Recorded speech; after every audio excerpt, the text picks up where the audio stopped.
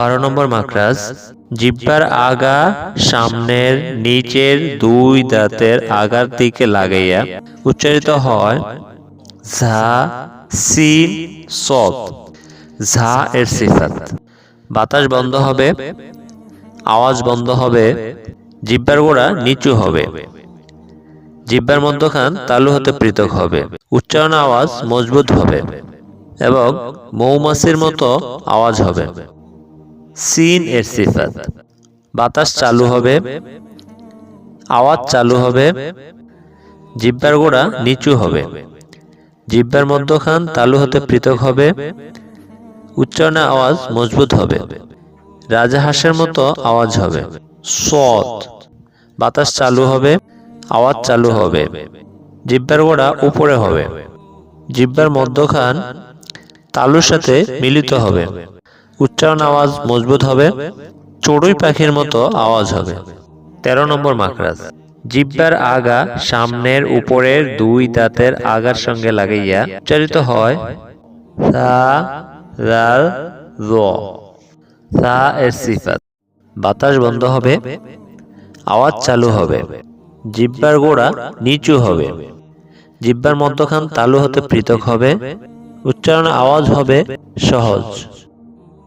রাল এর সিফাত। বাতাস বন্ধ হবে, আওয়াজ চালু হবে, জিহ্বার গোড়া নিচু হবে, জিহ্বার মধ্যখান তালু হতে পৃথক হবে, উচ্চারণে আওয়াজ হবে ও সহজ হবে। র এর সিফাত। বাতাস বন্ধ হবে, আওয়াজ চালু হবে, জিহ্বার আগা উপরে হবে, জিহ্বার মধ্যখান তালুর সাথে মিলিত হবে, উচ্চারণে আওয়াজ মজবুত হবে, একালিপ টানিতে হবে। 16 নম্বর মাখরাজ নিচের ঠোঁটের পেট সামনের উপরের দুই দাঁতের আগার সাথে লাগাইয়া উচ্চারিত হয় ফা। ফা এর সিফাত। বাতাস চালু হবে, আওয়াজ চালু হবে নরম ভাবে, জিহ্বার গোড়া নিচু হবে, জিহ্বার মধ্যখান তালু হতে পৃথক হবে, উচ্চারণে আওয়াজ সহজ হবে। 15 নম্বর মাখরাজ দুই ঠোঁট হইতে উচ্চারিত হয় বা মিম ওয়াও।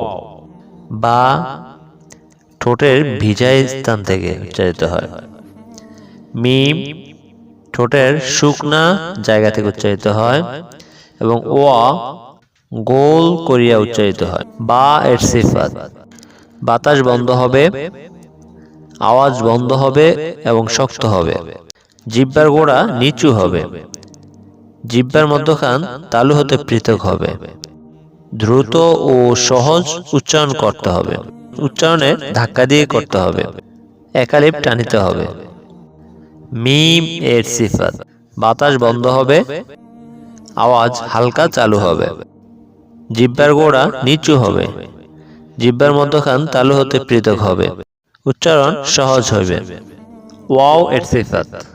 বাতাস বন্ধ হবে, আওয়াজ চালু হবে, জিহ্বার গোড়া নিচু হবে, জিহ্বার মধ্যখান তালু হতে পৃথক হবে, উচ্চারণে আওয়াজ মজবুত হবে, লিন নরম হইবে।